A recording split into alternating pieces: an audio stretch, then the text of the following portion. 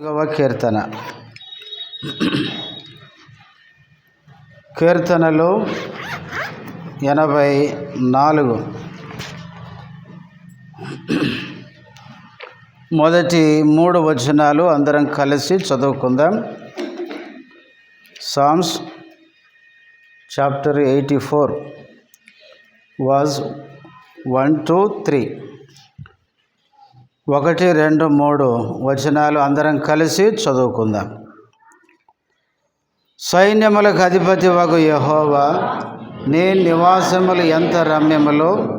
యెహోవా మందిర ఆవరణములను చూడవలనని నా ప్రాణము ఎంతో ఆశపడుచున్నది.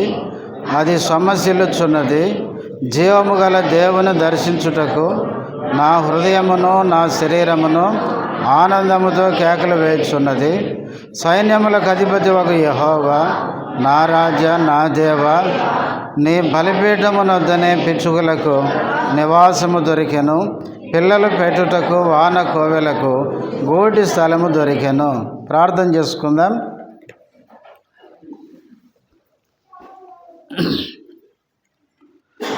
ప్రేమ కలిగిన మా పరలోకపు తండ్రి, పరిశుద్ధుడైన దేవ, యేసుక్రీస్తు నామములో వందనములు, స్తోత్రాలు. ఇంతవరకు పాటల ద్వారా నిన్ను మహిమపరచడానికి సహాయపడుతూ వచ్చినందుకు స్తోత్రాలు. ఆరాధనలో ప్రవేశించక మునుపు చదవబడిన వాక్య భాగములో నుంచి ఆరాధన కొరకై కావలసిన నీ మాటలు మాకు దయచేయండి. నీ దాసుడు బలహీనుడు, బలపరచుము. నీ మహిమ కొరకు నీ దాసును వాడుకొనమని నన్ను మమ్మలను మీ చేతులకు అప్పగించుకుంటూ రావలసిన వారు నడిపించమని యేసుక్రీస్తు నామములో స్తుతించి ప్రార్థిస్తున్నాము తండ్రి, ఆమెన్.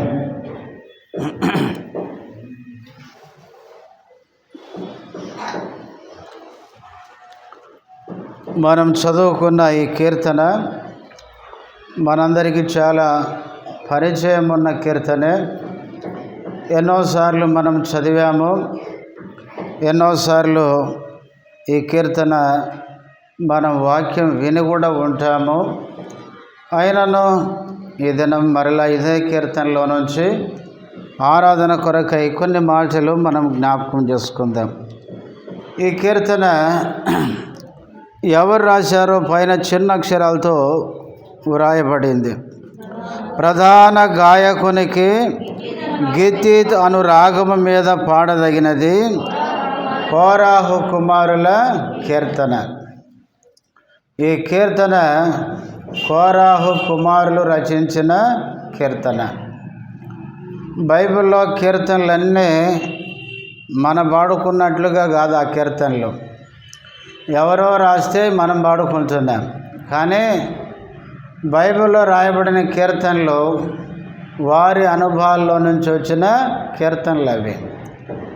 వారు ఏదైతే వారి జీవితంలో అనుభవించారో, ఏదైతే దేవుడు వారికి నేర్పించాడో, వారి సొంత అనుభవంలో నుంచి ఒక కీర్తన రాసుకొని ఆ కీర్తనలు పాడుకున్నారు. మనమేమో ఎవరో రాస్తే మనం సంతోషంగా పాడమంటే పాడతలేము. చాలామంది నోర్లు తెరుస్తూనే లేరు. పాడకపోతే పాటలు ఎట్లా వస్తాయి చెప్పండి? మనం పాడుతున్నామంటే అర్థం ఏంటంటే పాటల ద్వారా దేవుణ్ణి మహిమపరుస్తున్నాము అని. కాబట్టి మనము పాట ద్వారా కూడా దేవుని స్తుతించవచ్చు.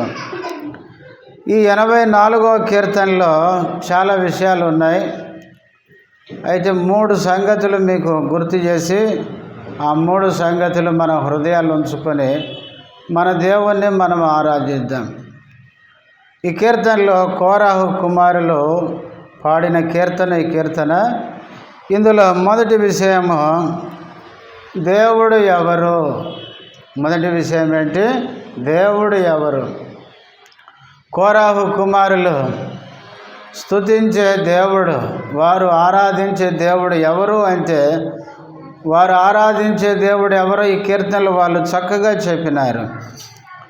మనం కూడా మన దేవుణ్ణి ఎరగాలి. మన దేవుడు ఎవరో గ్రహించాలి.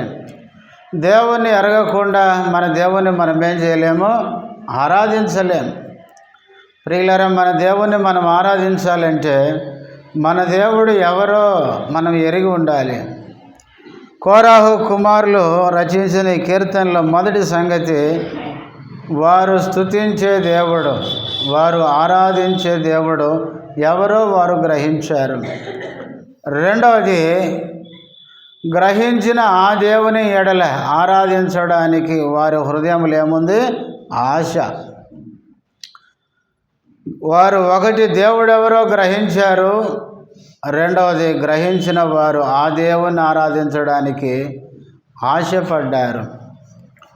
మూడవది, ఆశపడిన వారి జీవితాల్లో దేవుడు వారికి ఏం చేశాడు అనేది. ఈ మూడు విషయాలు గుర్తుపెట్టుకోవాలి. ఒకటి, కోరాహు కుమారులు దేవుడు ఎవరో వాళ్ళు ఏం చేశారండి? గ్రహించారు. రెండవది, ఆ దేవుని ఆరాధించాలని హృదయంలో ఆశ కలిగి ఉన్నారు. మూడవది, ఆశ కలిగిన వీరికి దేవుడు వారికి ఏమై ఉన్నాడో ఆ విషయాలు ఈ కీర్తనలో మనం చూస్తాం. ఈ మూడు మాటలు మాత్రమే జ్ఞాపకం చేసుకొని మన దేవుణ్ణి ఆరాధిద్దాం. మొదటిది ఏం చెప్పుకున్నాం?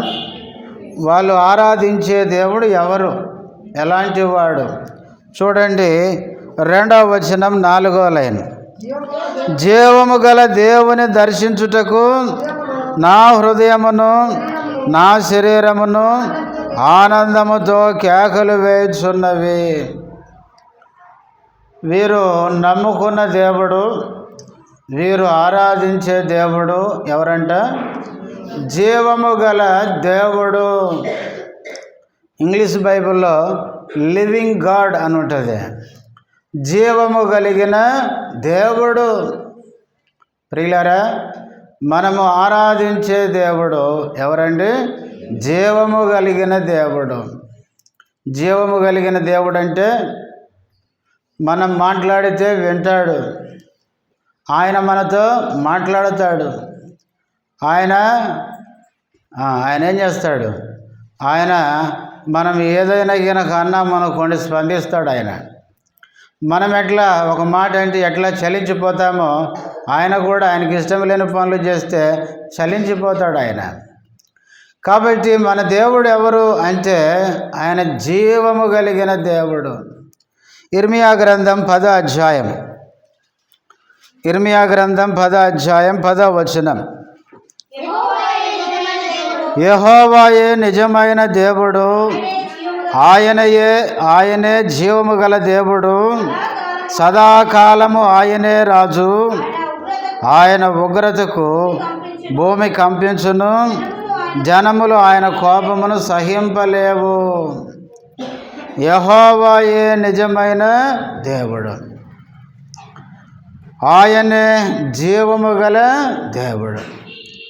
ప్రవక్త అయిన ఇర్మియా కూడా ఇక్కడ ఇశ్రాయేలు ప్రజలతో మాట్లాడుతూ ఏమంటాడంటే, 2వ వచనం నుంచి మనం చూస్తున్నప్పుడు అన్యజాతుల గురించి మాట్లాడతాడు. 2వ వచనం చివరిలో ఏం చదువుతామంటే, మీరు వాటికి భయపడకుడి. వేటికి? అన్యదేవతలకి మీరేం కావద్దు, భయపడద్దు అన్నాడు. 3వ వచనం చివరిలో, అది పనివాడు గొడ్డలితో చేసిన పని. మనుషులు చేసుకునే విగ్రహాలు ఏంటంట? మనుషులు గొడ్డలితో చేసిన పని. తర్వాత 4వ వచనం, వెండి బంగారముల చేత పనివారు దానిని అలంకరింతురు. ఆ దేవుణ్ణి వీళ్ళే ఏం చేయాలి? వీళ్ళే అలంకరించాలి. మెల్లో దండేయాలి, నెత్తిన కిరీటం పెట్టాలా, మూతి రుద్దాల, వీపు రుద్దాల, శుభ్రం చేయాల. కాబట్టి మనుషులే వాటిని అలంకరిస్తారు. తర్వాత 5వ వచనం చివరిలో, మేలు చేయుట వాటి వలన కాదు. అవి మనుషులకు ఏం చేయవండి? మేలు చేయవు. ఎంత క్లియర్గా చెప్పాడో చూడండి ప్రవక్త అయిన ఇర్మియా. అది పనివాడు గొడ్డలతో చేసిన పని. మనుషులు వెండి బంగారుల చేత వాటిని అలంకరిస్తారు. తర్వాత అవి మనుషులకు మేలు చేయవు అన్నాడు. కాబట్టి ప్రియులారా, మనుషులు చేసుకునే విగ్రహములు అవి మనుషులు చేసుకున్నవి గనక అవి మనుషులకు ఏమి మేలు చేయవు. ఇంకా 14వ వచనం చివరికి వచ్చేసరికి అందులో ప్రాణమేమీ లేదు. మనుషులు చేసుకున్న వాటిలో ఏముండదండి? ప్రాణం ఉండదు. 115వ కీర్తనలో కూడా అదే చెప్పినాడు ఆ కీర్తనకాడు. అవి చెవులుండి వినవు, నోరుండి మాట్లాడవు, చేతులుండి ముట్టుకోవు, కాళ్ళుండి నడవవు. ప్రియులారా, మనుషులు చేసుకునే విగ్రహాలు అనేటివి వాటిలో జీవము లేదు కాబట్టి, ఊపిరి లేదు కాబట్టి అవి ఏమీ చేయవు. అందుకనే 14వ వచనం మొదట్లో అంటాడు, తెలివి లేని ప్రతి మనుషుడు ఎవరండి? పశుప్రాయుడు. వాటిని చేసుకునే వాళ్ళు ఎవరంట? పశువుతో పోల్చినాడు, ఒక జంతువుతో పోల్చినాడు. ఎందుకంటే మనిషి తెలివైన వానిగా దేవుడు చేస్తే, తెలివి తక్కువగా ప్రవర్తిస్తే దేవుడు ఏమనాలి మనిషిని? అందుకే తెలివి లేని ప్రతి మనుషుడు ఎవరండి? పశుప్రాయుడు అన్నాడు. పోతపోయి ప్రతి వాడును తాను చేసిన విగ్రహమును బట్టి ఏం పొందుతాడు? అవమానమును అందుచున్నాడు. ఒక దినమున ప్రియులారా, యేసుక్రీస్తు వచ్చినప్పుడు ఈ లోకములో నిజ దేవుని ఎరగని వాళ్ళందరూ ఏం పొందుతారు? అవమానం పొందుతారు, సిగ్గుపడాల్సి వస్తుంది. కాబట్టి ప్రియులారా, ఈ లోకంలో మనుషులు చేసుకున్నవన్నీ కూడా మనుషుల యొక్క చేతి పని. ఇంకా కింద చూడండి, ఆడు అంటాడు 9వ వచనంలో ఏమంటాడు? 2వ లైన్ చివరిలో, అది పనివాని పనియే కదా. మనిషి చేసుకునే విగ్రహం అనేది పనివాని యొక్క పని. అదే పోతపోయేవాడు దాన్ని చేసెను. నీల ధూమ్ర వర్ణములు గల వస్త్రములు వాటికి ఉన్నవి, అవన్నీ నేర్పరులకు పనివారి పనియే కదా. అవన్నీ మనుషులు వాళ్ళకున్న నైపుణ్యాన్ని బట్టి అలా చేశారంతే. ప్రియులారా, వాటిలో ఏం లేదండి? ఊపిరి, జీవము లేదు అంటూ 10వ వచనములు అంటాడు, యెహోవాయే నిజమైన దేవుడు, ఆయనే జీవము కలిగిన దేవుడు. ప్రియులారా, మనము నమ్మి ఆరాధించే దేవుడు ఎవరు అంటే ఆయన జీవము కలిగిన దేవుడు.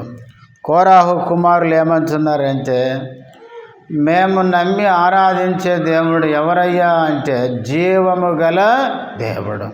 దానియేలు గ్రంథము 6వ అధ్యాయం. దానియేలు గ్రంథం 6వ అధ్యాయం 25, 26 వచనాలు. అప్పుడు రాజుకు దర్యావేసు లోకమందంతట నివసించు సకల జనులకును రాష్ట్రములకును ఆయా భాషలు మాట్లాడు వారికి వ్రాయించెను, మీకు క్షేమాభివృద్ధి కలుగునుగాక. నా సముఖమున నియమించినదేమనగా, నా రాజ్యములోని సకల ప్రభుత్వముల యందుండు నివాసులు దానియేలు యొక్క దేవునికి భయపడుచు ఆయన సముఖమున వణుకుచుండవలెను. ఆయనే జీవము గల దేవుడు, ఆయనే యుగ యుగములుండువాడు, ఆయన రాజ్యము నాశనము కానేరదు, ఆయన ఆధిపత్యము తుదమట్టున. ఇక్కడ ఎవరి మాటలు చెప్పారు?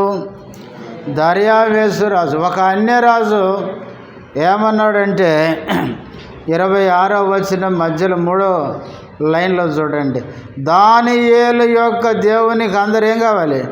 భయపడచ్చు. ఆయన సముఖమున ఏం కావాలి? వణుకుచుండవలెను. ఎందుకు వనకాలంటే ఆయనే జీవము గల దేవుడు. ఈయనకు ఎట్లా అర్థమైంది?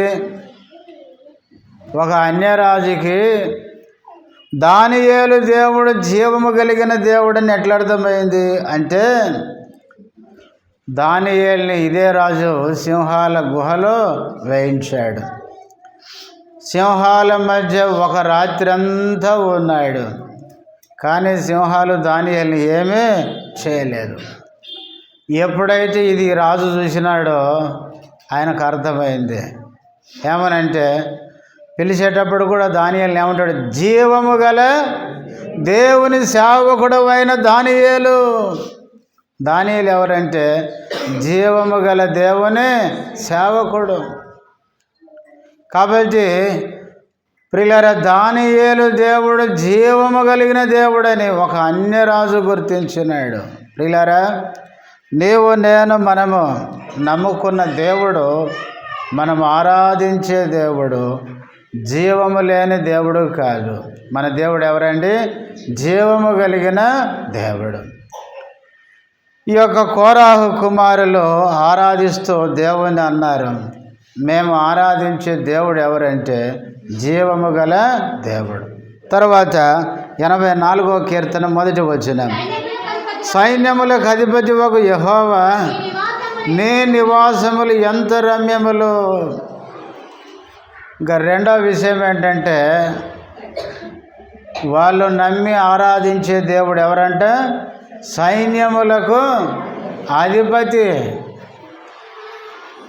వాళ్ళు ఆరాధించే దేవుడు ఎవరంటే సైన్యములకు అధిపతి ఆయన. దేవునికి ఏముందంట? సైన్యం ఉంది. దేవునికి ఏముంది చెప్పండి? సైన్యం. ఎక్కడుంది సైన్యము? పరలోకములో సైన్యం ఉంది. అందుకే లూకా సువార్త 2వ అధ్యాయంలో యేసుక్రీస్తు జన్మించినప్పుడు దూత వచ్చి గొర్రెల కాపరులకు వర్తమానం ఇచ్చింది, నేడు రక్షకుడు మీ కొరకు పుట్టి ఉన్నాడు. ఆ మాట చెప్పగానే పరలోక సైన్య సమూహం వచ్చింది. అంటే దేవదూతల సమూహము దేవునికి ఏంటంటే ఒక సైన్యం. పరలోకములో దేవదూతలు ఎన్ని ఉన్నాయో తెలుసా? ప్రకటన గ్రంథంలో ఉంది, కోట్ల కొలది అని ఉంది. చూడండి, ప్రకటన గ్రంథం 5వ అధ్యాయం. ప్రకటన గ్రంథం 5వ అధ్యాయం ఎన్నో వచనం? 11వ వచనం. మరియు నేను చూడగా సింహాసనమును జీవులను పెద్దలను ఆవరించి ఉన్న అనేక దూతల స్వరం వినబడెను. వారి లెక్క ఎంతమంది అంటే కోట్ల కొలదిగా ఉండెను. పరలోకంలో కోట్ల కొలది దూతలు ఉన్నారు. ఈ దూతలు కూడా చాలా బలమైన దూతలు. ఒకసారి హిజ్కియా ప్రార్థిస్తే ఎంతమంది దూతలు పంపించాడు దేవుడు? ఒక్క దూతను పంపించినాడు. ఆ ఒక్క దూత వచ్చి ఒక్క రాత్రిలో ఎంతమందిని చంపినాడు?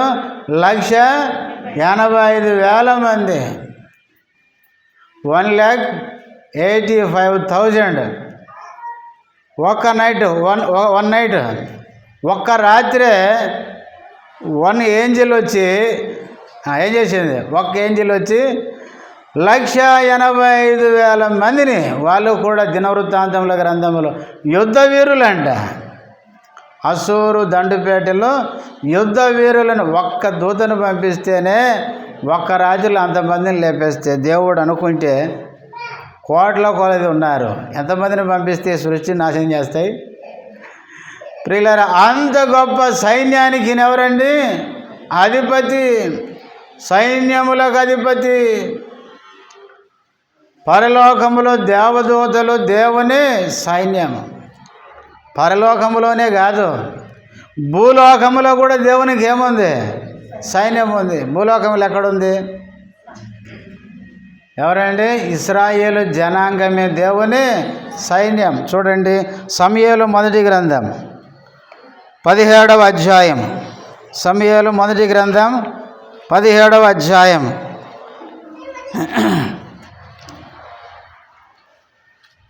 26వ వచనం.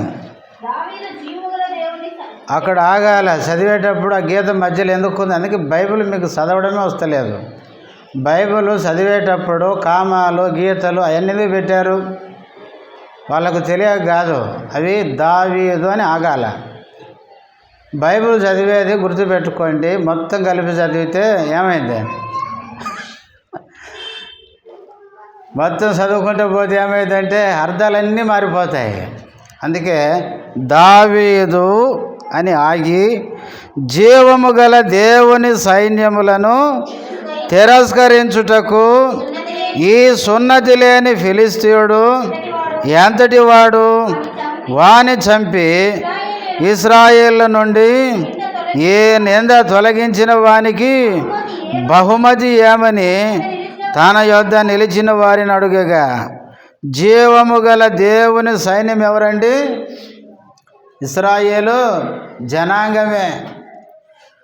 ఇశ్రాయేలు ప్రజలు దేవుని సైన్యం.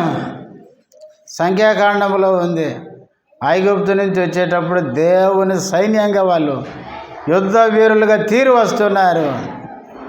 ప్రియులారా, భూమి మీద ఇశ్రాయేలు జనాంగమే దేవుని సైన్యం. ఇప్పుడు దేవుని సైన్యం ఎవరంటే కొత్త నిబంధన ప్రకారం ఇప్పుడు సంఘమే.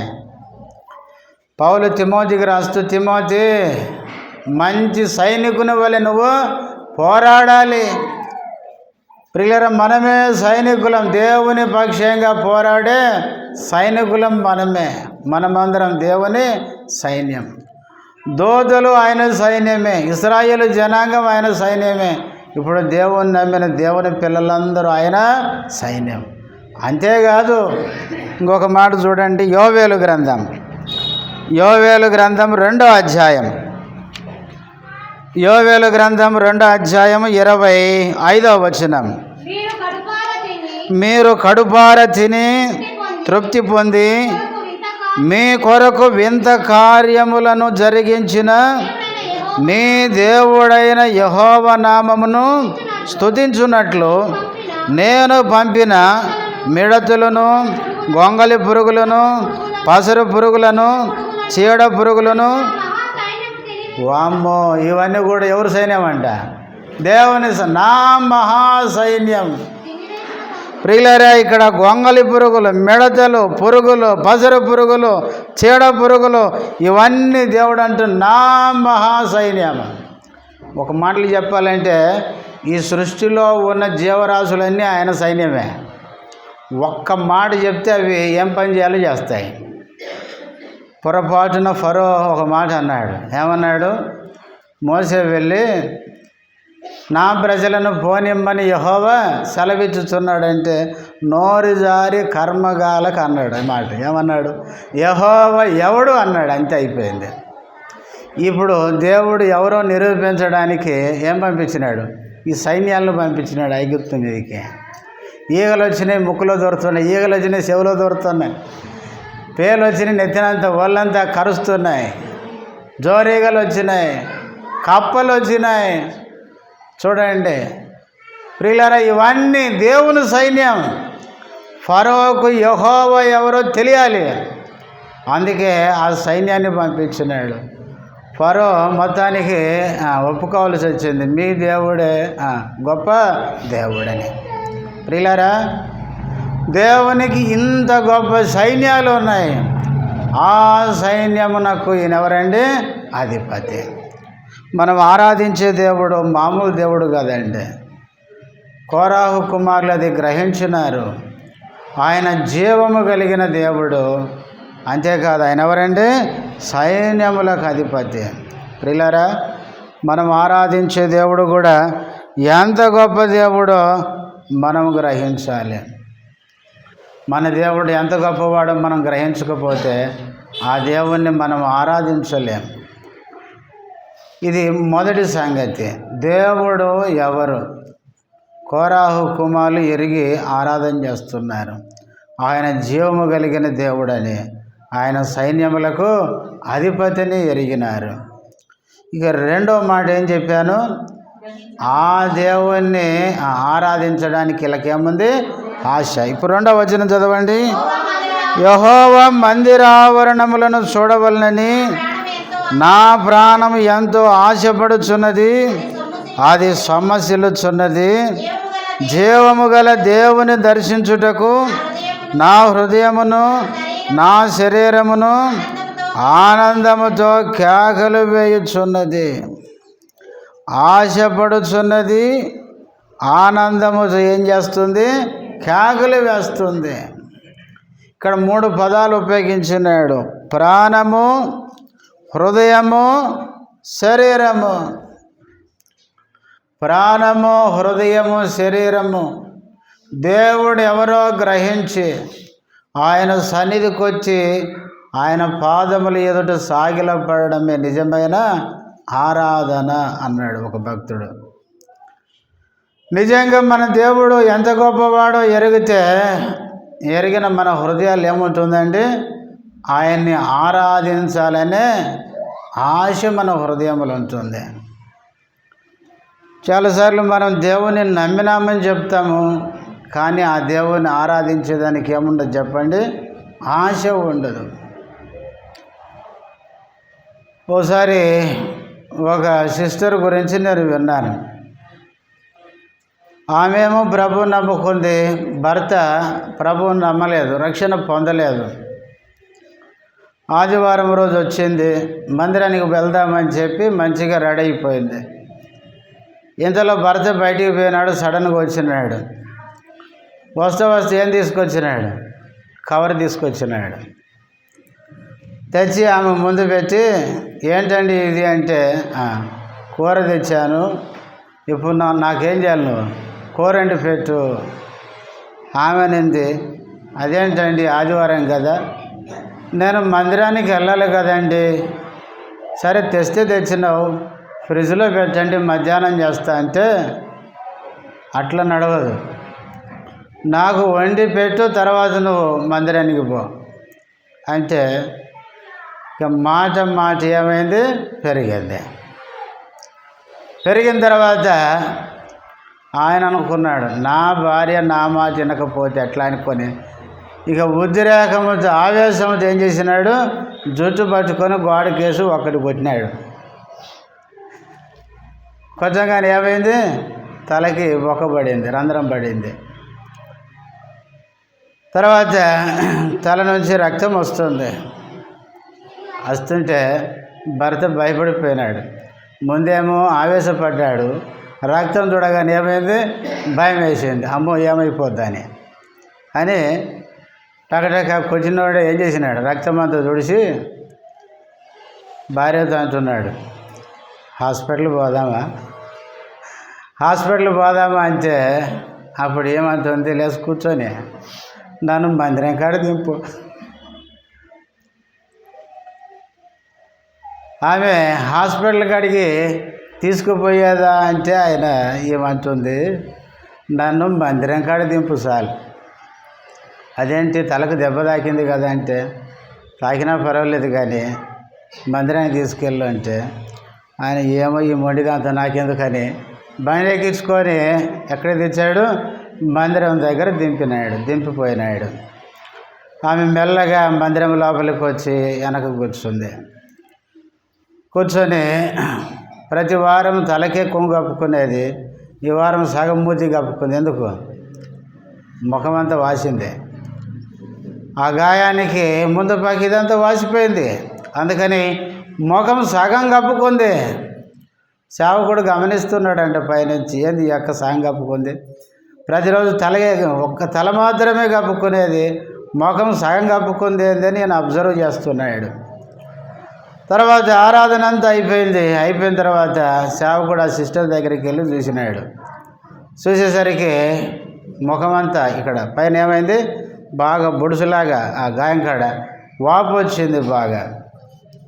అప్పుడు ఈ దైవ సేవకుడు అన్నాడు, తలకి దెబ్బ తాకినట్లుంది కదమ్మా అంటే, పర్వాలేదన్నయ్యా. మరి హాస్పిటల్ పోకపోయినావా అంటే ఆమె ఏమనిందో తెలుసా? నేను తలకు దెబ్బ తాకినప్పుడు కళ్ళన్నీ తిప్పినట్టు అనిపించింది అన్నయ్య. అయితే అప్పుడు నేను మంచం మీదకి పోయి కళ్ళు మూసుకొని పడుకుంటే నేను అనుకున్నాను నాకు చక్కెర వచ్చినట్టు అవుతుంది, ఈరోజు మందిరానికి ఏం బోధములే అనుకుంటే తర్వాత నా కొరకు సిలువలో గాయాలు పొందిన యేసు నాకు గుర్తొచ్చాడు. నేను ఒక్క గాయమే ఆయన కోసం పొందింది, నా కోసం ఎన్ని పొందాడు? దేహమంతా పొందాడు. ఆ దేవుని ఆరాధించకుండా ఇక్కడ నేను ఎట్లుండగలను? భర్త వచ్చి హాస్పిటల్ తీసుకుపోయేదంటే అప్పుడు లేచి కూర్చొని అనిందంట, నన్ను హాస్పిటల్ కాదే ముందు మందిరానికి తీసుకెళ్ళు, నేను నా ప్రభువుని ఆరాధించకుండా నేను ఉండలేను. అప్పుడు సేవకుడు అన్నాడు, సరేలేమ్మ మందిరానికి వచ్చావు కదా, ఇప్పుడన్నా హాస్పిటల్కి వెళ్ళంటే, ఇప్పుడు వెళ్ళేటప్పుడు అన్నయ్య నేను హాస్పిటల్ చూపించుకొని వెళ్తానని చెప్పింది. మనమైతే ఏం చేస్తాం చెప్పండి? మందిరానికి రాకుండా ఉండడానికి సాకులు ఎత్తుక్కుంటాం కదా. మందిరానికి ఎందుకు రాలేదమ్మా ఆదివారం అంటే ఎన్ని సాకులు చెప్తామో వెతుక్కొని. నిజంగా దేవుడు ఎవరో మనం గుర్తిస్తే దేవుని మందిరానికి రాకుండా ఉండలేం. నా ప్రాణము ఆశతో సొమ్మసిల్లుచున్నది అన్నారు వీళ్ళు. నిజంగా మన దేవుడు జీవము కలిగిన దేవుడని, ఆయన సైన్యములకు అధిపతి అయిన యెహోవా అని, ఆయనే దేవుడని మనం గుర్తించినట్లయితే ఆ దేవుణ్ణి ఆరాధించకుండా మనం ఎట్లుంటాం చెప్పండి? ఈరోజు క్రైస్తవులు అని చెప్పుకునేవాళ్ళు దేవుని మందిరాన్ని చులకనగా చూస్తున్నారంటే అర్థం ఏంటంటే వాళ్ళకు దేవుడు అంటే తెలియదు. మా దేవుడు అంటారు కానీ అన్నీ అబద్ధాలే. దేవుడు ఎవరో నీకు తెలిస్తే ఎట్లుంటాం మనం ఇంటికాడ చెప్పండి? ఆ దేవుని మందిరానికి రాకుండా ఏమన్నారు? యెహోవా మందిర ఆవరణములను చూడాలని నా ప్రాణం ఎంతో ఆశపడుతుంది. దేవుని మందిరానికి రావాలని దేవుడు ఎవరో గుర్తిస్తే మన ప్రాణం ఆగదు. ఇంటికాడ ఉంటే ఎట్లా ఆగుతుందండి? దేవుణ్ణి ఆరాధించడానికి హృదయము శరీరం ఎంతో తృష్ణ కొనుతుందంట వాళ్ళకి. పిల్లరా, నిజంగా దేవుడు ఎవరో మనం గుర్తిస్తే, మనం గ్రహిస్తే ఆయన ఆరాధించకుండా ఉండలేము. అందుకనే పిల్లరా, మన దేవుడు ఎవరో మనం గుర్తించాలి. ఈనాడు చాలామంది విశ్వాసులకి దేవుడు అంటారు కానీ సరిగా ఇంకా ఆయన ఏం చేయలేదు, గ్రహించని స్థితిలో ఉన్నారు. కాబట్టి వీళ్ళు దేవుడు ఎవరో గ్రహించారు. ఆ దేవుణ్ణి స్తుతించడానికి ఏముంది? హృదయములో, ప్రాణములో, శరీరములో ఎంతో ఆశ. ప్రాణము సమశిలుతుంది, హృదయం ఆనందముతో కేకలు వేస్తుంది మందిరానికి వెళ్ళాలని, దేవుణ్ణి దర్శించుకోవాలని, ఆయన ఆరాధించాలని. ఎలాంటి పరిస్థితి అంటే 6వ వచనం చదవండి.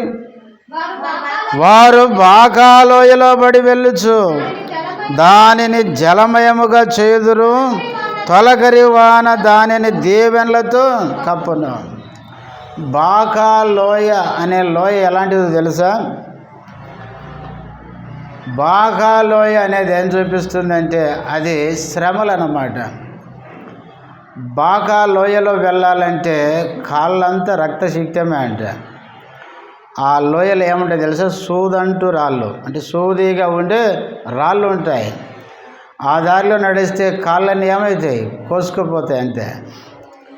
బాగా లోయ గుండా వెళ్తూ వాళ్ళు 7వ వచనం చివరికి వచ్చేసరికి వారిలో ప్రతివాడు ఎక్కడ కనపడతాడు? సియోను అంటే దేవుని సన్నిధి. నిజంగా మనకు శ్రమలు వస్తే మందిరానికి వస్తామా అండి? చిన్న కష్టం వస్తే మందిరం మానేస్తాం. ఇంతెందుకండి, మన ఇంట్లో ఒకరు చచ్చిపోతే మందిరానికి వస్తామా?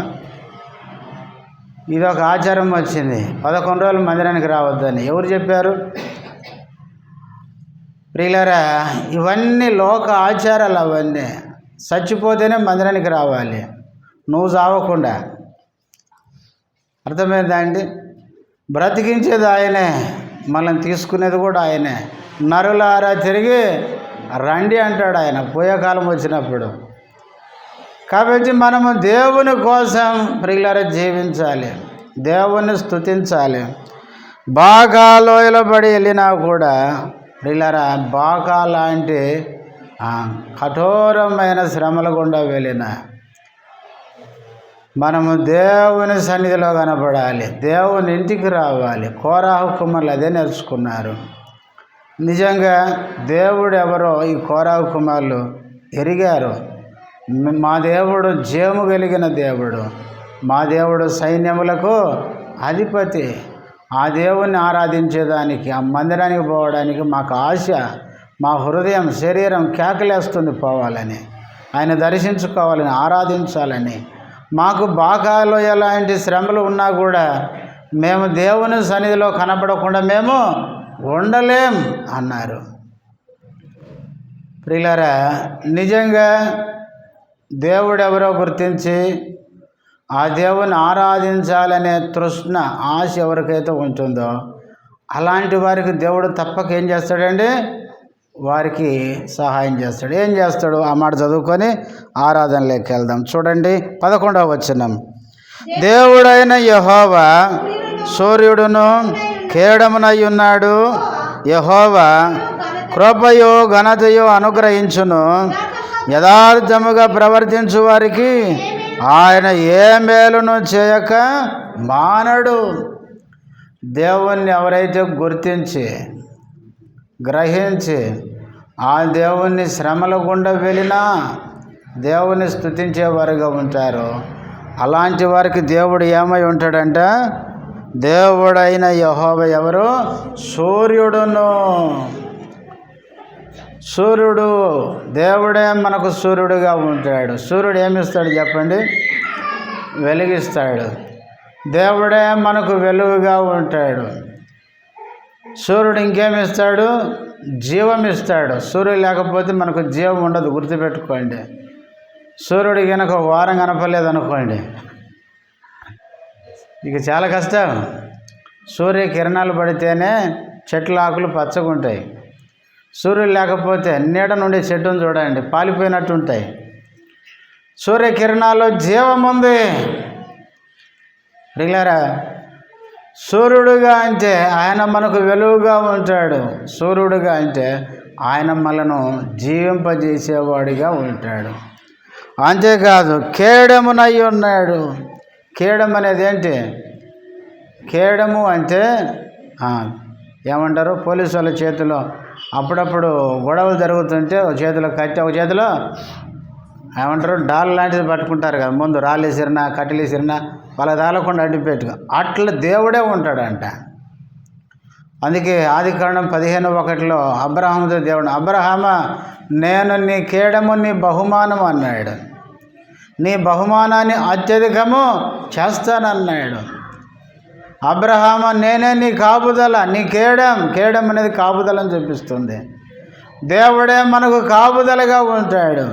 అందుకనే ప్రియులారా, దేవుడు మనకు సూర్యుడుగా, దేవుడు మనకు కేడముగా, అంటే దేవుడు ఎవరో ఎరిగి ఆ దేవుని పట్ల ఆరాధించేదానికి ఆశ కలిగి దేవుని సన్నిధికి వస్తే అలాంటి వారికి దేవుడు సూర్యుడిగా ఉంటాడు.